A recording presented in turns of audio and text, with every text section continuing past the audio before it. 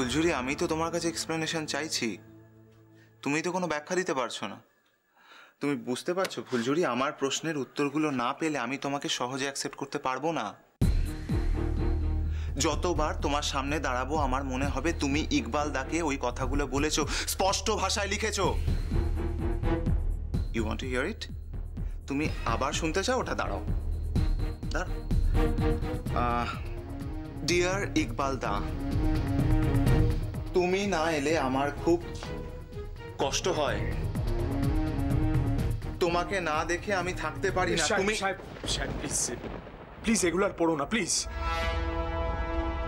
আমি ভেবেছিলাম তোমরা হয়তো আমার মুখের কথা বিশ্বাস করবে না, তাই এসএমএসটা ডিলিট করিনি তোমাদের দেখাবো বলে।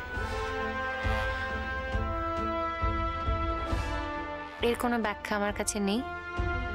আমি শুধু এটুকু বলতে পারি এই কাজটা আমি করিনি। তুমি করেছো ফুলঝুরি, এই কাজটা তুমি করেছো। তুমি ছাড়া এই কাজ কেউ করতে পারে না, তুমি করেছো। তুই মনে মনে ভেবেছিলি তোর ইকবাল দা তোর ডাকে সাড়া দেবে নালো?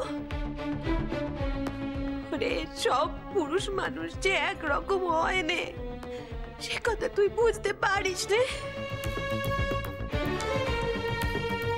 তোর ইকবাল দার জাত আলাদা, এ ছেলের ধরন আলাদা। আমার মানুষটাকে আর সব মানুষের সঙ্গে গুলিয়ে ফেলিস নে, নতুন বউ গুলিয়ে ফেলিস নে।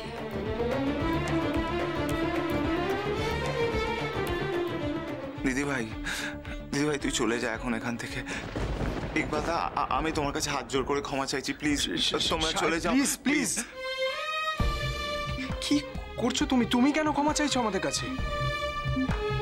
ইকবাল দা, ফুলঝুরি আমার অগ্নি সাক্ষী করা স্ত্রী, ওর ভালো মন্দর দায় আমার উপর বর্তায়।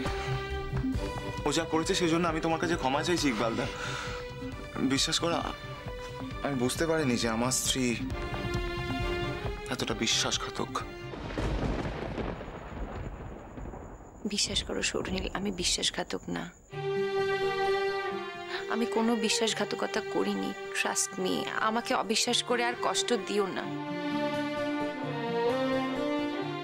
এই কাজটা আমি করিনি, আমি জানি না এটা কি করে হলো।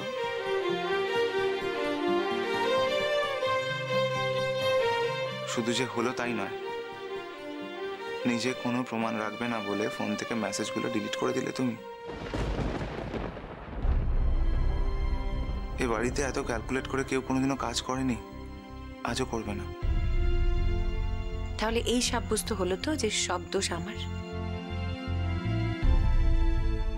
এরপরে আর অন্য কি কথাই বা বলা যায় বল?